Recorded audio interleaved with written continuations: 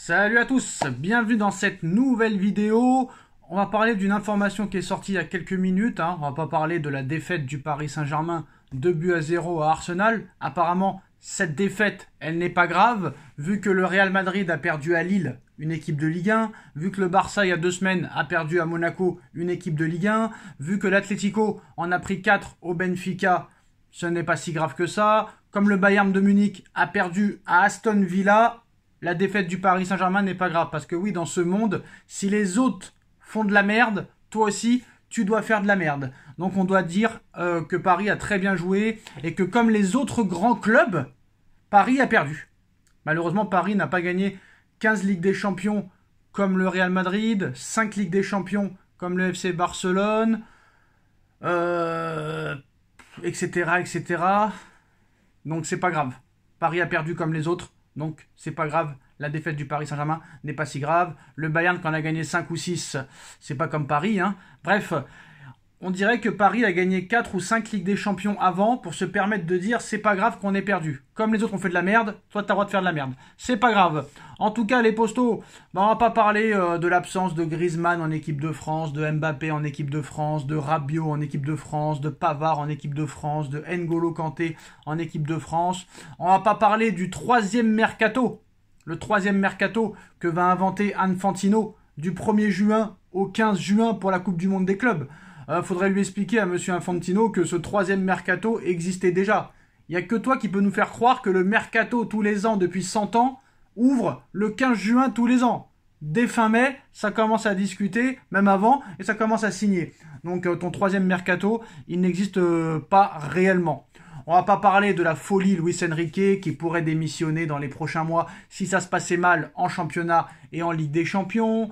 On va pas parler de l'arrogance de Luis Enrique quand il a parlé à la journaliste de Canal+, qui lui a pas répondu à ses questions. Non seulement c'est lui qui est arrogant, et c'est la meuf qui s'excuse auprès du Paris Saint-Germain. C'est du grand Luis Enrique, dans tous les sens du terme.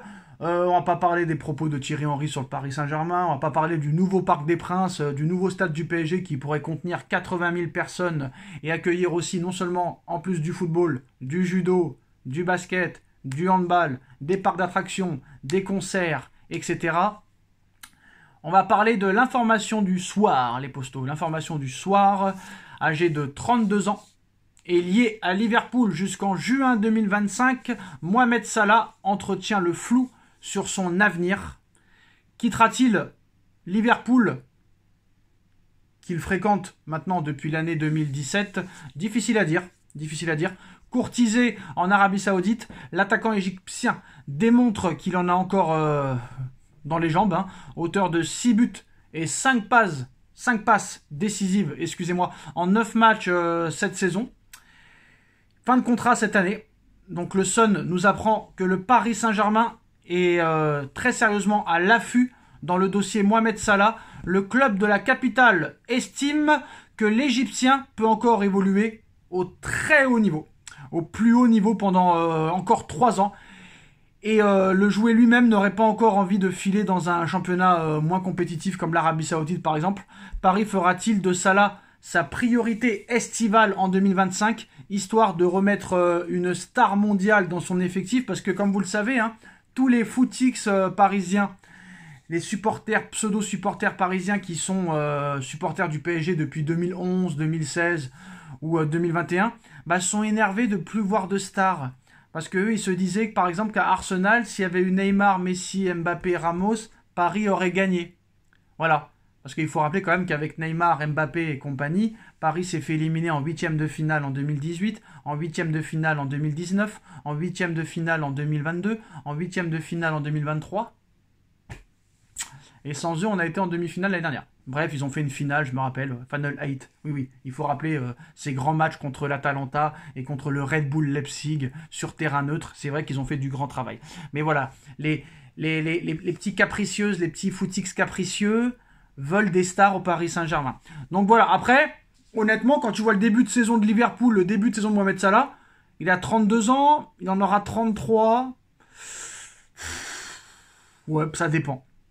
Là, il a un bon niveau. On va pas se mentir, en 9 matchs, 6 buts, 5 passes décisifs. Honnêtement, c'est pas mal.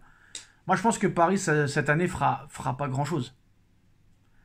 Barcola, il est limité en Ligue des Champions. Il n'y a pas de numéro 9. Dembélé, c'est un coup oui, un coup non. Au milieu de terrain, il n'y a pas de réel patron. Fabian Ruiz, bah, il est exceptionnel avec l'Espagne et c'est son cousin Germain qui joue avec le Paris Saint-Germain, donc on ne pourra pas compter sur lui malheureusement. Je vous rassure, pendant la prochaine trêve internationale, Ruiz fera des gagneries avec l'Espagne, mais pas grand-chose avec le PSG, donc il manque de densité au milieu, il manque d'un numéro 9 buteur, il manque de latéraux, il manque un grand gardien. Donc avec tous ces problèmes-là, tu ne peux pas gagner avec des champions, à moins que Paris fasse un mercato d'hiver XXL, mais on sait très bien que Paris ne recrute jamais, presque jamais, j'ai dit bien, au mercato d'hiver, et qu'on sait que même si vous les recrutez, c'est très très très compliqué de recruter des joueurs pendant les mercatos hivernales.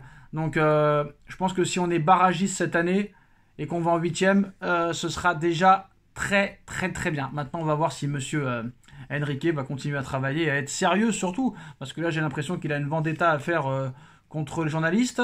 On a vu aussi que le Real Madrid a passé la seconde pour Trent Alexander-Arnold, qui pourrait aussi rejoindre le Real Madrid dans le prochain mercato, qui sera libre en 2025. Il y a des discussions qui ont débuté. Il sera libre en 2026, mais Paris voudrait peut-être l'acheter en 2025. On a vu que le Real Madrid s'intéresse fortement aussi à un ancien madrilène qui est maintenant au Paris Saint-Germain et meilleur ami de Mbappé, Achraf Hakimi.